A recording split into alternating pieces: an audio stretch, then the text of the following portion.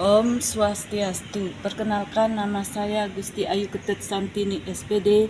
Saya guru bimbingan konseling di SMP Negeri 5 Tabanan, Kecamatan Tabanan, Kabupaten Tabanan, sekaligus mahasiswi PPG dalam jabatan tahun 2023 program studi bimbingan dan konseling di LPTK Universitas PGRI Mahadewa Indonesia dengan nomor peserta 201502032271.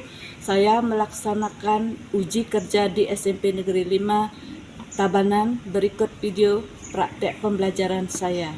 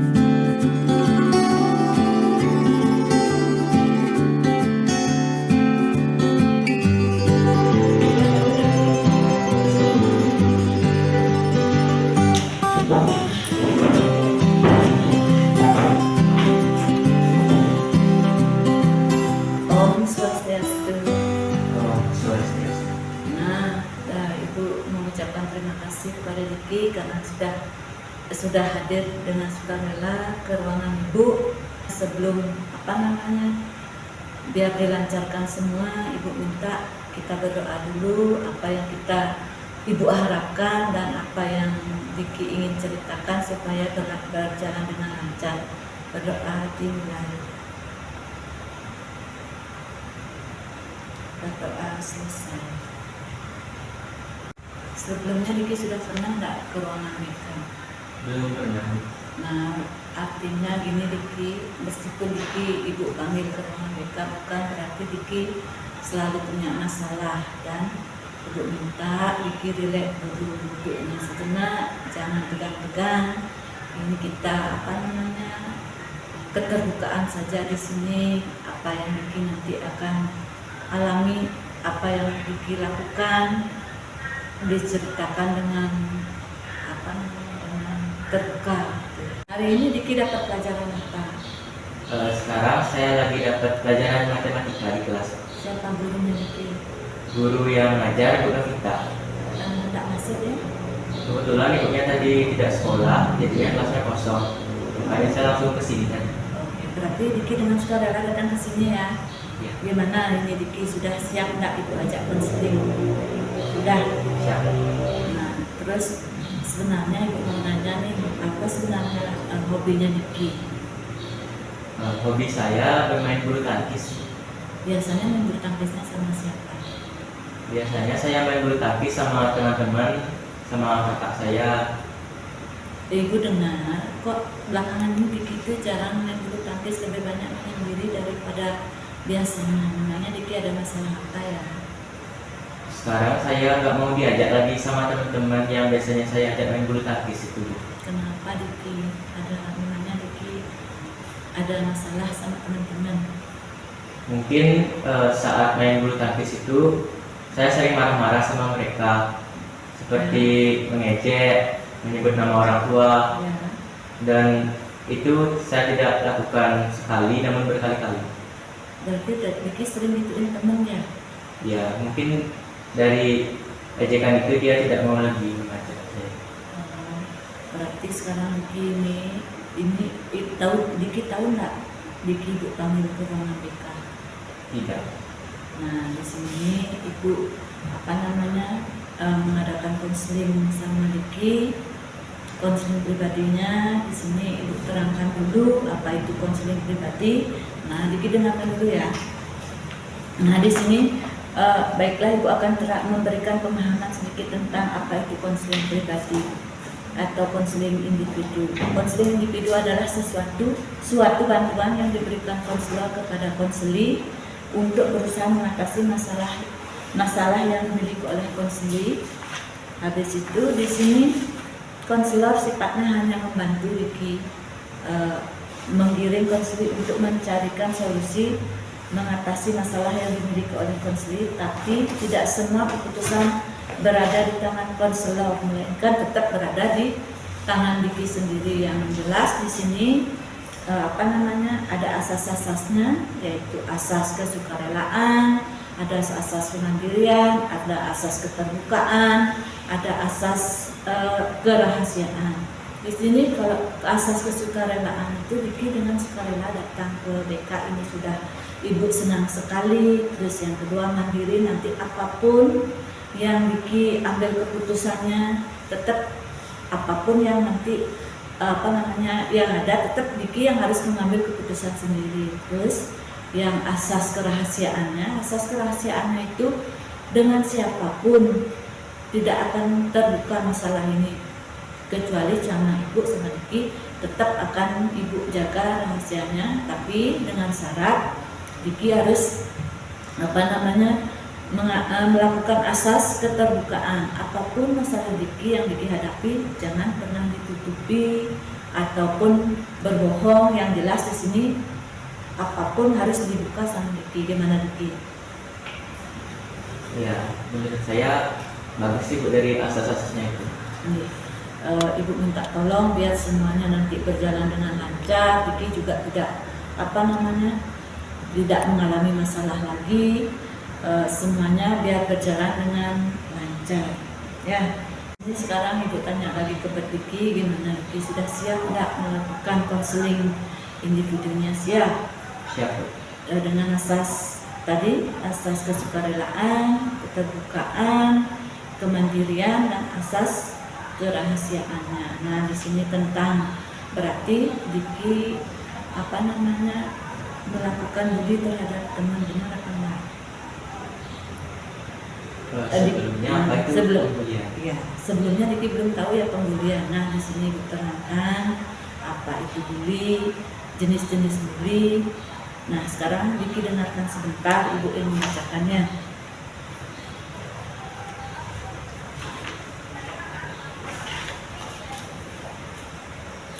Sedikit apa itu bully, jenis-jenis bully. Nah, di sini bully adalah berasal dari bahasa Inggris sama dengan perundungan.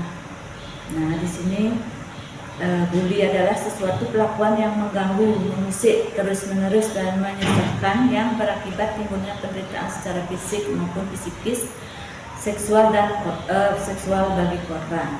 Nah, di sini dijelaskan lagi ada jenis-jenis bulinya, bentuk-bentuk bully, ada bully fisik, ada bully verbal, ada bully mental atau psikologis, ada bully seksual, ada bully cyberbully. Nah, kalau bully fisik itu contohnya Ibu kasih tahu dulu, kalau melempar, menimpuk, menginjak atau meludahi itu termasuk bully fisik ya. Terus kalau bully verbal, memaki, menghina, menjuluki, meneriaki itu termasuk bully verbal.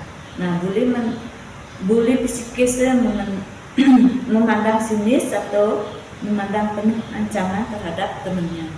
Terus yang bully seksual di sini melakukan bagian atau menyentuh bagian teman yang mestinya tidak boleh kita sentuh. Kalau cyberbully, misalnya cyberbully itu kita menggunakan dengan alat HP itu kita mengatai teman di HP, itulah namanya cyberbully. Nah, sekarang Ibu tanya lagi, kemarin Diki ngapain sama temennya?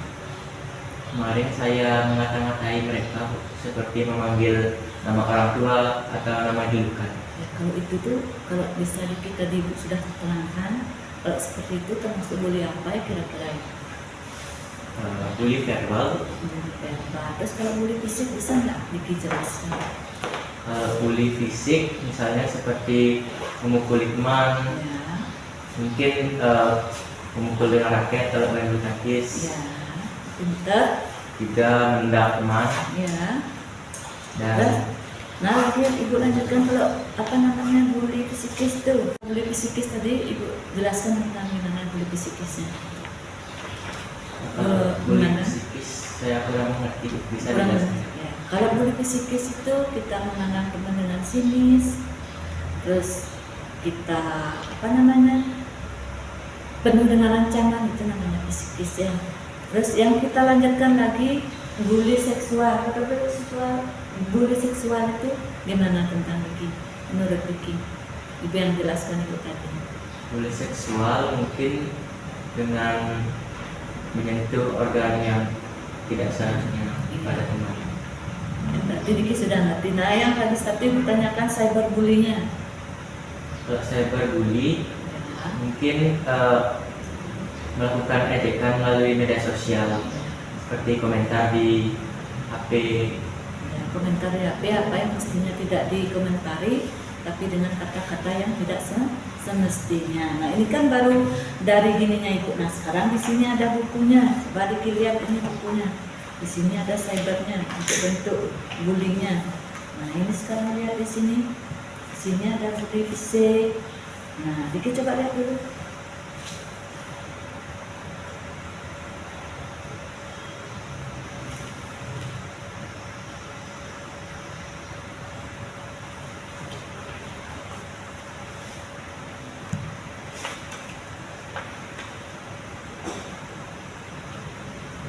Sudah. Nah, jadi dengan adanya bully ini, Diki tahu enggak perasaan teman itu bagaimana? Saya tidak memikirkan perasaan mereka, Bu. Saya hanya melakukan emosi saya. Kenapa Diki kok sampai melakukan bully? Apa Ibu nanya ya? Tapi jangan ditutupi. apakah Diki pernah dibully sama teman atau gimana? Sekarang kan dibuka semuanya ya. Asas keterbukaannya sekarang Diki harus kemukakan ya. Sebenarnya saya ada punya cerita sedikit tuh. Ya, terus ceritakan sama Ibu yang dengarkan sekarang kejadiannya. Waktu kecil, waktu SD itu di sekolah kan pernah diajakin main bola sama teman-teman. Ya. Sering sih biasanya diajakin main bola.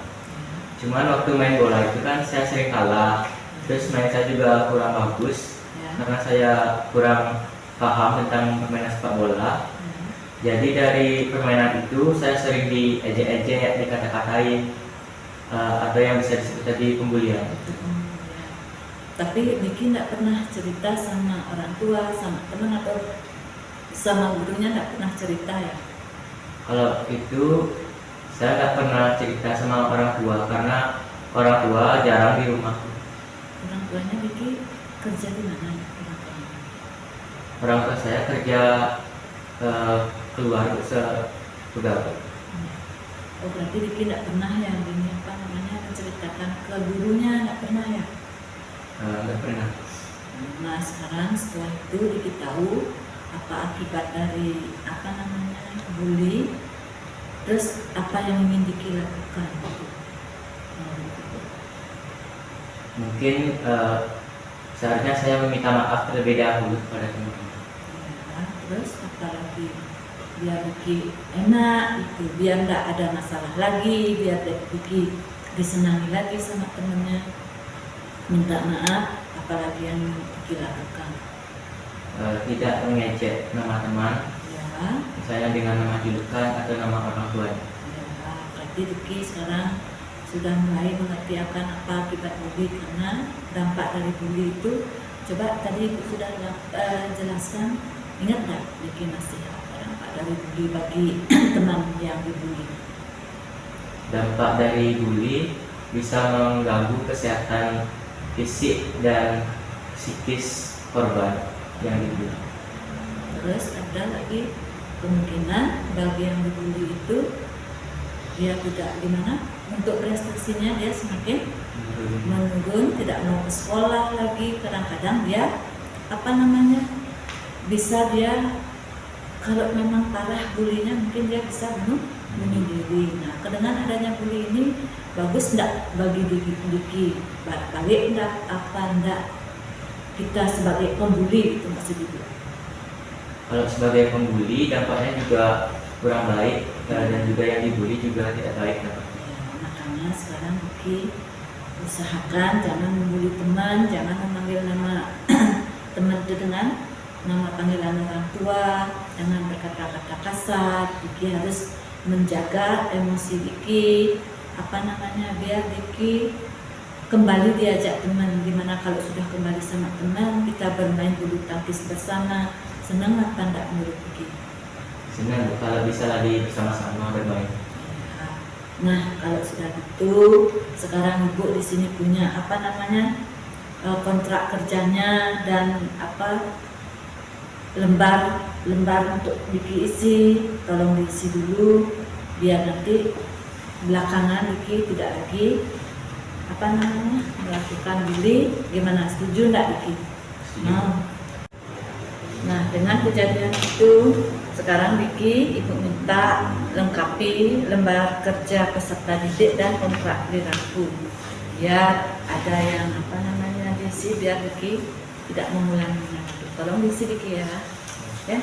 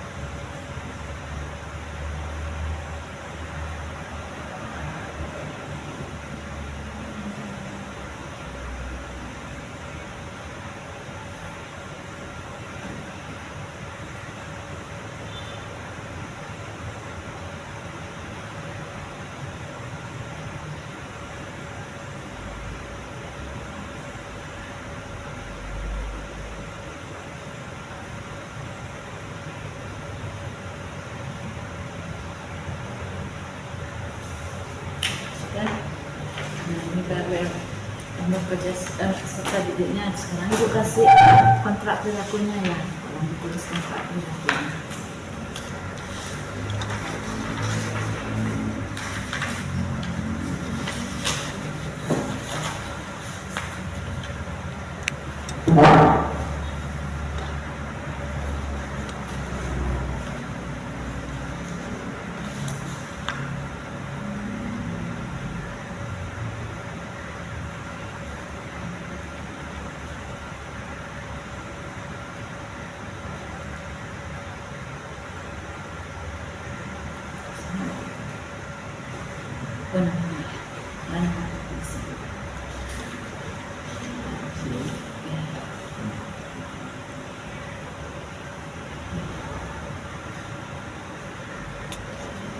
Apa namanya, lembar kerja peserta didik di sini Diki Ibu bacakan dulu ya. Lembar kerja peserta didik, menurut pendapat Diki, apakah perilaku bully yang dilakukan mengapa? Tidak, karena dapat mengganggu kesehatan fisik dan kesehatan psikis korban. Nah, di nomor 2, coba kamu simpulkan mengenai dampak perilaku bullying. Nah, di sini Ibu bacakan. Dampak dari perilaku bully adalah dampak mengganggu kesehatan fisik dan psikis seseorang. Yang dibully dapat menurunkan prestasi serta percaya diri seseorang. Yang nomor 3, apa yang mesti kamu lakukan agar terhindar dari bully? Nah, sini Diki jawab, kita harus berani jika ada yang membuli, harus berani melawan, dan kita harus tetap percaya diri jika dibully. Kemudian jika sudah dibully, bully tersebut dapat dijadikan motivasi ke depannya bahwa Diki bisa menjaga diri, menahan emosi, dan tidak melakukan bully lagi, yang terpenting itu. Nah, di sini artinya Diki sudah memahami atau mengerti apa itu bully dan bagaimana akibat dari yang dibully. Terus selanjutnya di sini Diki menandatangani kontrak perilaku. Nah, di sini Ibu bacakan dulu kontrak perilakunya biar Diki juga sudah setuju, Ibu juga sudah sepakat dengan Diki juga sudah tanda tangan daripada kontrak perilaku. Nah, di sini Ibu bacakan ya. Nama Ikadet Diki Saputra tanggal 29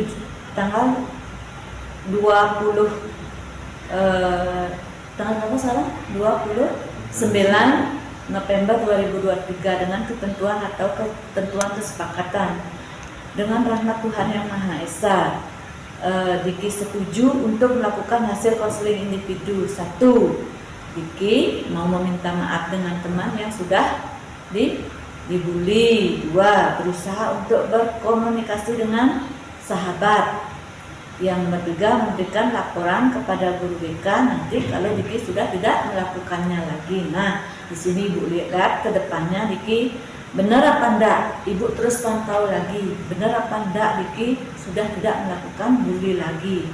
Nah, yang lagi satu, Diki tidak mengata-ngatai teman lagi dengan menyebut nama orang tua, dengan kata-kata kasar dan lain sebagainya. Nah, di sini Diki sudah tanda tangan. Nah, Ibu pegang ini dulu, nanti tetap Ibu akan mengawasi gerak-gerik daripada Diki. Nah, setelah itu Ibu mengucapkan terima kasih banyak dengan adanya kesukarelaan Diki datang ke ruangan Ibu, ke ruangan BK, dan Ibu telah menyimpulkan bahwa Diki dengan adanya konseling individu ini, Diki sudah mengerti sebagai pembuli dan yang menjadi korban bully, di mana sebagai pembuli Diki puas melakukan pembulian dengan mengata-ngatai teman, dengan kata kasar, dengan sebutan dengan orang tua. Tapi bagi yang dibully membuat sebagai korban menjadi dia itu bisa terganggu fisik dan psikisnya.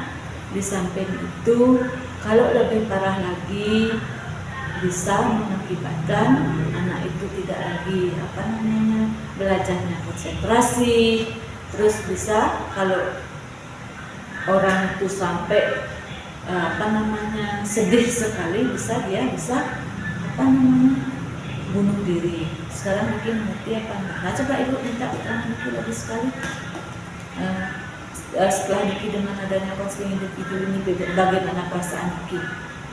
Setelah konseling individu ini saya merasa lebih lega Ya. karena konseling individu ini bisa menjadi tempat untuk bercerita supaya tidak ada lagi perasaan yang dipendam. Jadi kedepannya saya bisa untuk tidak membuli lagi. Nah, jadinya perasaan Diki yang terpenting lega, dan artinya Diki dengan teman-teman dapat bergaul lagi. Terus Diki bisa bermain bulu tangkis dengan teman-teman lagi, tidak lagi tidak lagi diajak sama temannya. Akhirnya Diki sekarang kembali sudah ke teman-teman. Nah, dengan itu Ibu ucapkan terima kasih. Tadi diawali dengan pengajar limat, sekarang Ibu akhiri dengan Pramusanti. Om Santi, Santi, Santi. Terima kasih Diki. Terima kasih Bu. Terima kasih.